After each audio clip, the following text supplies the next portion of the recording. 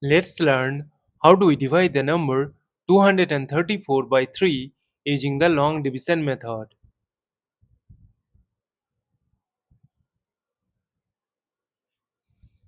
See that 2 is less than 3, so we will consider the number 23.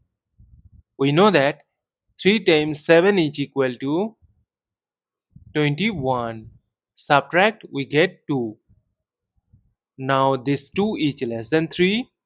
That is why we need to bring down this adjacent 4 here.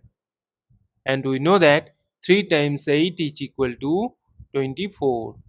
Subtract, we get 0. As we get the number 0 and we have no number to bring down here, so we will stop. Therefore, 234 divided by 3 is equal to 78. And this is our final answer.